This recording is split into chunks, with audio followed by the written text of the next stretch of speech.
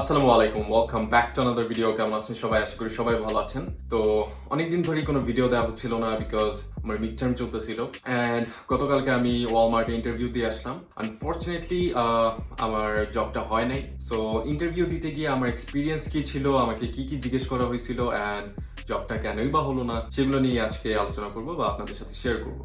So প্রথমত বলে রাখি, যে ওয়ালমার্টটা থেকে আমাকে ইন্টারভিউর জন্য ডাকছিল সেটা হচ্ছে আমার বাসা থেকে 7.5 কিলোমিটার দূরে অ্যান্ড যে পজিশনটার জন্য আমি অ্যাপ্লাই করছিলাম সেটা হচ্ছে বেকারি অ্যাসোসিয়েট। যাই হোক, প্রথমত আমি ওয়ালমার্টে গেলাম, যার পর হচ্ছে একটা লোক দেখতে পেলাম, তাদেরই একজন ওয়ার্কার। সো ওনাকে আমি জিজ্ঞেস করলাম যে I have an interview, so আমি কোথায় যাব। তো উনি আমাকে বললো যে সামনেই কাস্টমার কেয়ার আছে, তো ওখানে যেতে, ওখানে গেলেই বলে দিই। তো কাস্টমার কেয়ারে আমি বললাম যে আমি এখানে ইন্টারভিউর জন্য আসছি, আমার একটা ইন্টারভিউ ছিল। তো আমাকে আমার নাম জিজ্ঞেস করলো অ্যান্ড জিজ্ঞেস করলো যে ইন্টারভিউটা কিসের জন্য, কোন পোস্টের জন্য। তাহলে আমি বললাম যে বেকারি অ্যাসোসিয়েট। তো বললো যে আমাকে বেঞ্চে বসতে, কিছুক্ষণের মধ্যে একজন রিপ্রেজেন্টেটিভ এসে আমাকে নিয়ে যাবে। তো আমি বেঞ্চে বসলাম। আমার ইন্টারভিউটা ছিল সকাল 10টায়। সো আমি 30 মিনিট আগে চলে গেছিলাম, আমি 9:30টায় চলে গেছিলাম। সো আমাকে ওয়েট করতে বললো, বেঞ্চে বসে ওয়েট করতেছিলাম। দেন তো 10-15 মিনিট পর একজন রিপ্রেজেন্টেটিভ বা ম্যানেজার আসলো। তো আসার পর জিজ্ঞেস করলো আমার নাম ফাহাদ কিনা। আমি বললাম যে ইয়েস। তো আমাকে বললো যে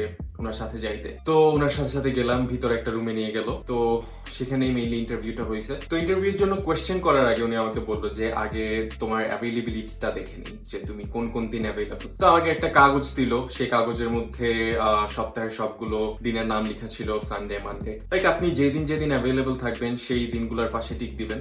তো আমাকে বললো যে তুমি যেদিন যেদিন অ্যাভেলেবল থাকবা সেই দিনগুলোর পাশে টিক দিবা। তো আমি ভাবতেছিলাম যে কোন কোন দিন বা কিভাবে কি, আমি একটু কনফিউজ হয়ে যাচ্ছিলাম। তো আমি করলাম কি, সবগুলো দিনেই টিক দিয়ে রাখলাম, বিকজ এখন আমার অনলাইন ক্লাস চলতেছে, আমি সব দিনে অ্যাভেলেবল আছি। ইউনিভার্সিটিতে অন ক্যাম্পাস যেহেতু কোনো ক্লাস হচ্ছে না, সেহেতু আমি সব দিনই ফ্রি আছি। তেন ওনাকে বললাম যে দেখতে, আমি জিনিসটা ফিল আপ করছি। তেন উনি জিনিসটা দেখে বললেন দ্যাটস গ্রেট, যে তুমি সব দিনই অ্যাভেলেবল। তো অ্যাট দ্যাট পয়েন্ট আমাকে উনি জিজ্ঞেস করলো যে আমার ট্রান্সপোর্টেশন সিস্টেমটা কি, আমি ওয়ালমার্টে যাওয়ার জন্য কোন ট্রান্সপোর্টেশন সিস্টেমটা ইউজ করবো। তো যেটা সত্যি সেটাই বললাম অ্যান্ড এটাই ব্যাকফায়ার করছে। তো বেসিক্যালি আমি বলছি যে আমি বাস ইউজ করব, যেটা সত্যি সেটাই। তো এটা শোনার সাথে সাথে উনি লাইক একটু ডিসঅ্যাপয়েন্টেড হয়ে গেল, মানে ফেস দেখে বোঝা যাচ্ছিল যে একটু ডিসঅ্যাপয়েন্টেড হয়েছে। উনি ডিসঅ্যাপয়েন্টেড হচ্ছিলেন এই কারণে, কারণ আমার বাসা থেকে ওই ওয়ালমার্টটার দূরত্ব হচ্ছে 7.5 কিলোমিটার। লাইক নিজস্ব কোনো ভেহিকল না থাকলে একদম ওদের শিফট শুরু হওয়ার আগে সেখানে পৌঁছানোটা আমার জন্য খুব টাফ হয়ে যাবে, সেটার জন্য উনি মেইনলি ডিসঅ্যাপয়েন্টেড ছিলেন। তো উনি আমাকে বললো যে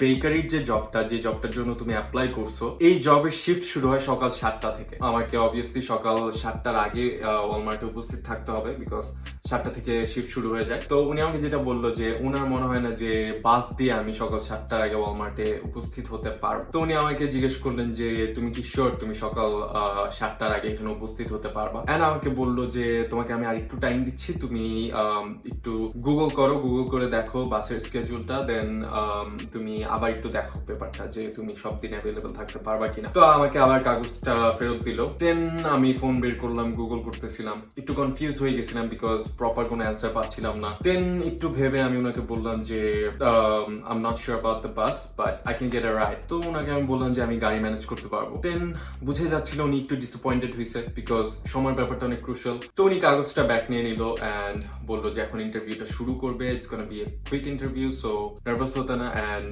আমার পার্সোনাল এক্সপিরিয়েন্স, সেটা ওয়ার্ক প্লেস হোক বা নিজের পার্সোনাল লাইফ হোক বা স্কুল হোক, আমার এক্সপিরিয়েন্স থেকে জাস্ট অ্যান্সার করতে বলছে কোয়েশ্চেনগুলো, যে কোয়েশ্চেনগুলো উনি জিজ্ঞেস করবে। তো প্রথমত উনি আমাকে জিজ্ঞেস করলো যে আমার যদি কারোর সাথে কোনো ডিসঅ্যাগ্রিমেন্ট হয়, সেটা ওয়ার্ক প্লেস হোক বা পার্সোনাল লাইফ হোক বা স্কুল হোক, সেটা আমি কিভাবে হ্যান্ডেল করি বা কিভাবে হ্যান্ডেল করছি যদি হয়ে থাকে। তো আমি সেটা অ্যান্সার দিলাম যে ডিসঅ্যাগ্রিমেন্ট যদি আমার কখনো কারোর সাথে হয়, দেন আমি ওদের কথাটা বোঝার চেষ্টা করি যে ওরা কি বলতেছে, what point they are trying to make, and সেটা নিজেও বোঝার চেষ্টা করি। অ্যান্ড আমার মতামতটা বা আমার পয়েন্টটা আমি তাদের উপর চাপায় দেওয়ার চেষ্টা করি না, ইনস্টেড আমি তাদের কথাটা বোঝার চেষ্টা করি। এভাবেই আমি মূলত ডিসঅ্যাগ্রিমেন্ট হলে সেটা হ্যান্ডেল করি। তো উনি বললো যে আচ্ছা ঠিক আছে। দেন পরের কোয়েশ্চেনটা করলো। পরের কোয়েশ্চেনটা হচ্ছে নেক্সট কোয়েশ্চেনটা ছিল যে আমি প্রেসারে থাকা অবস্থায় টিম ওয়ার্ক করছি কিনা, এন্ড করলে সেটা কিভাবে করছি। তো আমি বললাম যে ইয়েস আই ডিড। আমি একটা সুপার শপে কাজ করতাম, সুপার শপে একবার ওয়ার্কার কম ছিল, সেই সময় স্টোরে প্রোডাক্ট আসছিল। সো যেটা হয়েছিল ওয়ার্কার কম এন্ড অনেকগুলো প্রোডাক্ট ছিল, সো সেগুলো ট্রাক থেকে আনলোড করতে হয়েছে, দেন স্টোরে ঢুকাইতে হয়েছে, সেগুলো অর্গানাইজ করতে হয়েছে। একটু প্রেসারে থাকতে হয়েছে বিকজ ওয়ার্কার কম ছিল। তো এই ব্যাপারটা এক্সপ্লেইন করলাম। দেন পরের যে কোয়েশ্চেনটা ছিল সেটা হচ্ছে উনি আমাকে বললো ফার্স্টে যে আমরা লাইফে সবাই কম বেশি মিস্টেক করে থাকি, সো তোমার লাইফে এমন একটা মিস্টেকের কথা বলো যেটা তুমি করছো এন্ড সেটা করার পর কিভাবে সেটা হ্যান্ডেল করছো। তো আমি বললাম যে I got think about it for a while because mistake তো অনেকই করছি, তো কোন মিস্টেকের কথা বলবো আমি বুঝতেছিলাম না। দেন উনি বললো যে শিওর তুমি চিন্তা করে বলো। আমি একটু ভাবলাম যে কি বলবো, ভেবে দেন ওনাকে বললাম যে আমি যে সুপার শপটাতে কাজ করতাম সেখানে একবার আমি একটা প্রোডাক্ট যে জায়গায় থাকার কথা সেখানে না রেখে ভুল একটা জায়গায় রেখে দিয়েছিলাম, মানে মিসপ্লেস করে ফেলছিলাম। তো আমার কোওয়ার্কার আমাকে বলছে যে ভুল জায়গায় রাখছি, তখন আমি বুঝতে পারছি যে মিস্টেক হয়েছে। দেন উনি আমাকে জিজ্ঞেস করলো যে ওই মিস্টেকটার বিপরীতে তুমি কি করছো, লাইক তুমি কি ওইটা নিয়ে পরে ভাবছো নাকি লাইক একদমই ভাবনি বা ডোন্ট কেয়ার। দেন আমি বললাম যে অবভিয়াসলি আমি মিস্টেকটা নিয়ে ভাবছি এন্ড ফিউচারে যেন এরকম কোনো মিস্টেক আবার না হয় সেজন্য লাইক মিস্টেকটার পিছনে রিজন কি ছিল সেগুলো বের করার চেষ্টা করছি এন্ড ওইটার উপর কাজ করছি। তুমি বললো দ্যাটস গ্রেট। এরপর উনি আমাকে জিজ্ঞেস করলো যে তুমি রিসেন্টলি কারোর কাছ থেকে কোনো ফিডব্যাক পাইছো কিনা। দেন আমি জিজ্ঞেস করলাম যে এটা কি ওয়ার্ক প্লেসের ক্ষেত্রে নাকি। দেন উনি বললো যে না, ওয়ার্ক প্লেস না, তোমার পার্সোনাল লাইফ বা স্কুল যে কোনো ক্ষেত্রে লাইক। দেন আমি বললাম যে আমি একজন টিচার ছিলাম, সো আমি স্টুডেন্টদেরকে পড়াইতাম। দেন তারা আমাকে ফিডব্যাক দিত, বলতো আমি খুব ভালো পড়াই বা আমি খুবই ফ্রেন্ডলি, এ ধরনের ফিডব্যাক দিত। দেন উনি আমাকে বললো যে সে ফিডব্যাক গুলো নিয়ে তুমি কি করতা, লাইক সেটা নিয়ে কি ভাবতা নাকি কি করতা। তো আমি বললাম যে ইয়েস, সে ফিডব্যাক গুলো নিয়ে আমি চিন্তা করতাম যে ফিডব্যাক গুলো আমি কেন পাইছি এন্ড ভালো ফিডব্যাক হলে আমার সেই গুণটার উপর আমি আরো কাজ করার চেষ্টা করতাম। I try to be better, নিজেকে ডেভেলপ করার চেষ্টা করতাম। এই তো উনি বললো যে অলরাইট, দ্যাটস গ্রেট। দেন বললো that's the end of the interview and আমাকে একটা কাগজ দিল।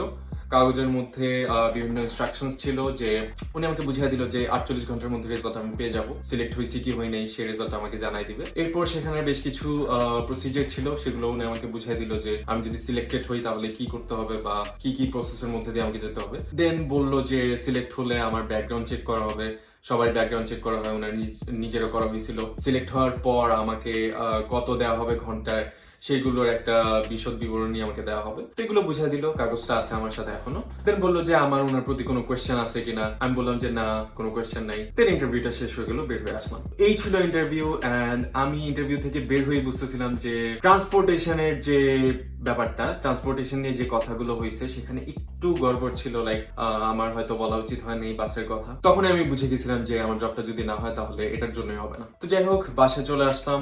বাসায় আসার পর পরের দিনে আমি মেইল পেলাম যে আনফরচুনেটলি আমার জবটা হয় নাই। সো ওখানে লাইক কোন রিজনে অ্যাকচুয়ালি জবটা হয় নাই সেটা বলা থাকে না, বাট আমার ধারণা অনুযায়ী লাইক ট্রান্সপোর্টেশনের ওই ব্যাপারটার জন্যই জবটা হয় নাই। বিকজ আমি যদি টাইমলি সেখানে না যেতে পারি তাহলে কেমনি। সো আমি যদি ওনাকে বলতাম যে আমার ভালো ট্রান্সপোর্টেশন সিস্টেম আছে, লাইক গাড়ি আছে বা বাসের কথাটা যদি নাই বলতাম হয়তো জবটা হতেও পারে। তো যাই হোক, ওই টাইমে আমি মিথ্যা না বলার ডিসিশনটা নেই, যেটা সত্যি কথা সেটাই বলছি, এতে আমার আফসোস নাই। এন্ড একটু আপসেট লাগতেছিল বাসায় আসার পর বিকজ আমি বুঝতে পারতেছিলাম যে জবটা হয়তো হবে না, না হলে সেটার জন্যই হয়তো হবে না। তো বাসায় এসে যখন মন খারাপ করে বসেছিলাম তখনই লাইক আমার ফোন একটা মেইল আসে। মেইলটা হচ্ছে আমার বাসার সামনেই একটা দোকান আছে, লাইক গেমিং কনসোলের দোকান, লাইক গেমস টেমস ওখানে বাই এন্ড সেল করা হয়। ওরা হচ্ছে পুরান ইলেকট্রনিক এসব জিনিসপাতিগুলো কিনে এন্ড সেগুলো আবার বিক্রি করে।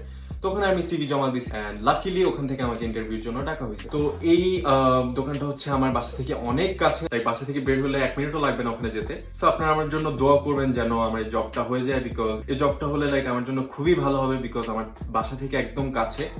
জবটা হচ্ছে গেমিং রিলেটেড বা এইসব ইলেকট্রনিক জিনিস রিলেটেড। আমার এইসবের আশেপাশে থাকতে খুব ভালো লাগে। সো সব মিলে খুব ভালো একটা জব হবে। সো এই ছিল আজকের ভিডিও। ভাবলাম আপনাদের সাথে শেয়ার করি যে ওয়ালমার্টের ইন্টারভিউতে আমাকে অ্যাকচুয়ালি কি জিজ্ঞেস করা হয়েছিল। আশা করি আপনার আইডিয়া পেয়ে গেছেন, লাইক কি ধরনের কোয়েশ্চেন ওরা জিজ্ঞেস করে। লাইক বেসিক জিনিস আপনি কমন সেন্স থেকে বলতে পারবেন। আমি আল্লাহর রহমতে অ্যান্সার গুলো খুব ভালোভাবেই দিছিলাম, কোনো কোয়েশ্চেনে আমি আটকাই নাই। যেটা অ্যাজিউম করতেছি লাইক ট্রান্সপোর্টেশন সিস্টেমটার জন্যই আমার জবটা হয়নি, আমি যতটুকু ধারণা করতেছি। এন্ড বাদ বাকি কোয়েশ্চেন আনসার বলেন বা সবকিছুই পারফেক্ট ছিল। তো যাই হোক, ভিডিও ভালো লাগলে অবশ্যই লাইক কমেন্ট শেয়ার সাবস্ক্রাইব করবেন, আর ভালো না লাগলে কিছু করার দরকার নাই। আর একটা কথা, আপনাদের যদি আমার জন্য কোনো কোয়েশ্চেন থাকে বা আপনারা যদি চান যে আমি কোনো স্পেসিফিক টপিকের ভিডিও বানাই তাহলে অবশ্যই সেটা কমেন্ট বক্সে জানাবেন, তাহলে আমি সেই টপিকটা নিয়ে ভিডিও বানাইতে পারবো। তো ভিডিওটা এখানে আজকের মতো শেষ করতেছি। ভালো থাকবেন সবাই, থ্যাংক ইউ।